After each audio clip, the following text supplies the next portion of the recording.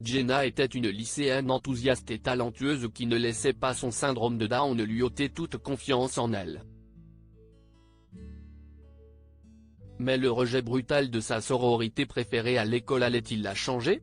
Jenna était tellement excitée par le lycée qu'elle avait envie d'entonner une chanson en plein milieu du campus. Cela faisait une semaine, mais la sensation de nouveauté ne cesse jamais d'estomper.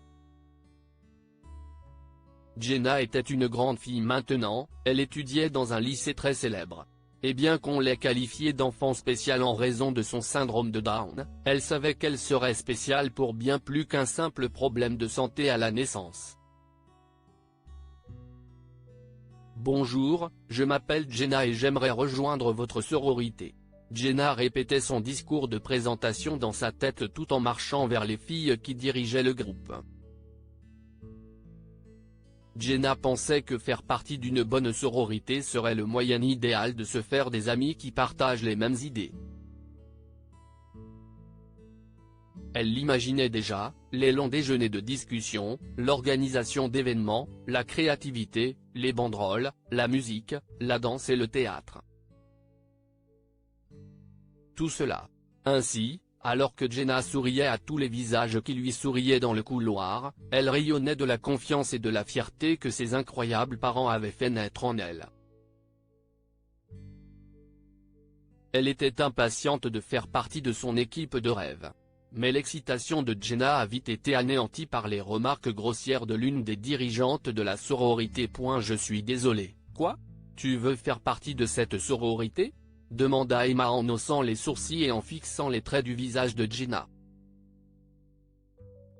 Elle fit signe à Jenna d'attendre et chuchota quelque chose aux deux autres filles du groupe. Les adolescentes répondirent en chuchotant, en secouant la tête, en roulant des yeux et en essayant de retenir leur rire. Jenna savait ce qui allait arriver, mais elle ne s'attendait pas à ce que le rejet soit si brutal. Jenna. Mes amis sont unanimes, tu ne peux pas faire partie de notre sororité.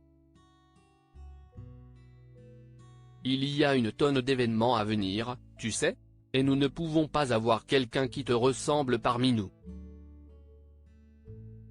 Tu n'es pas le genre de personne différente qui nous aidera à gagner, mais le genre de personne différente qui nous ralentira et ruinera nos chances.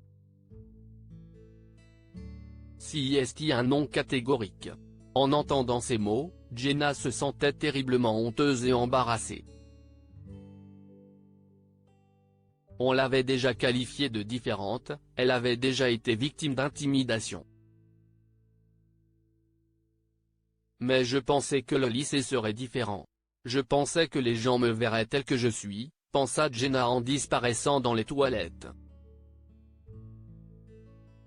Elle voulait s'y cacher pour le reste de la journée, rentrer chez elle et ne jamais revenir.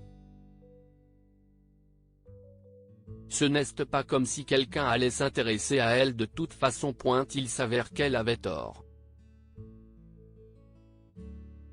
Car 5 minutes après s'être enfermée dans les toilettes et avoir pleuré, elle a entendu frapper à la porte.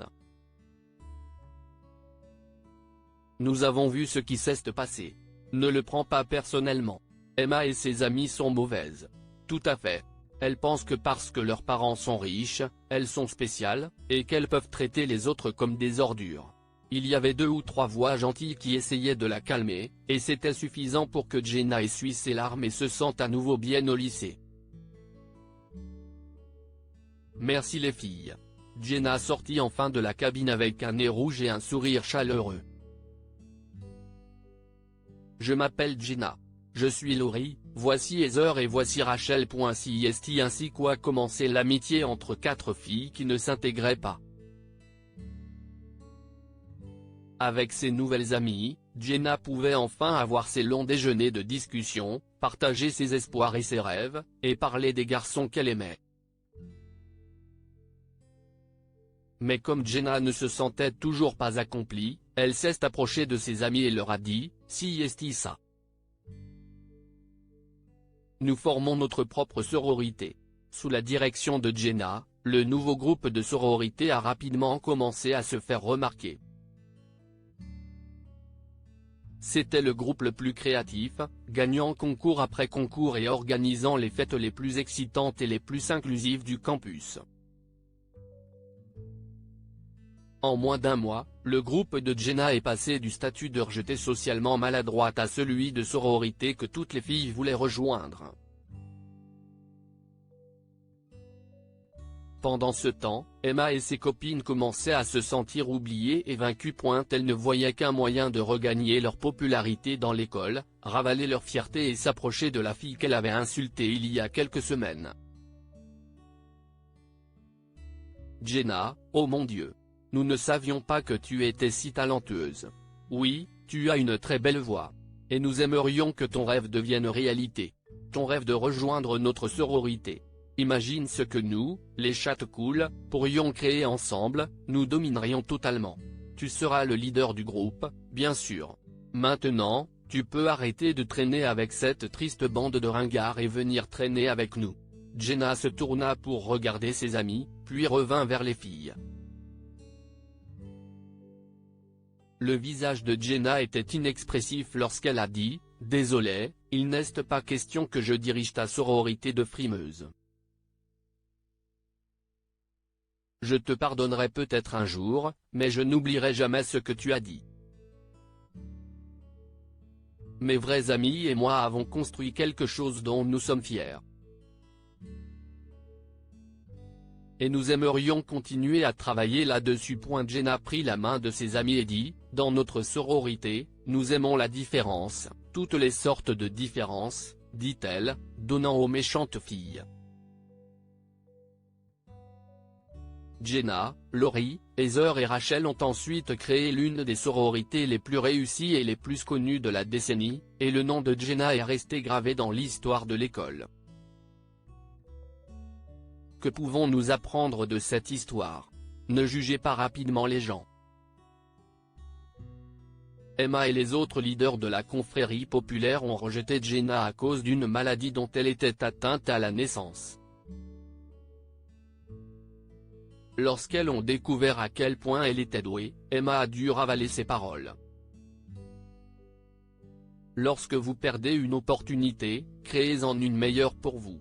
Jenna a dû faire face à un rejet embarrassant de la part des enfants membres d'une sororité populaire, mais cela ne l'a pas empêchée d'en créer une elle-même avec des filles qui l'ont vraiment soutenue. Cette histoire est inspirée de la vie quotidienne de nos lecteurs et rédigée par un écrivain professionnel. Toute ressemblance avec de véritables noms ou lieux est une pure coïncidence. Toutes les images sont utilisées uniquement à des fins d'illustration. Partagez votre histoire avec nous. Elle changera peut-être la vie de quelqu'un. Si vous souhaitez partager votre histoire, envoyez-nous un mail à info@amomama.com. Partagez cette histoire avec vos amis. Elle pourrait égayer leur journée et les inspirer.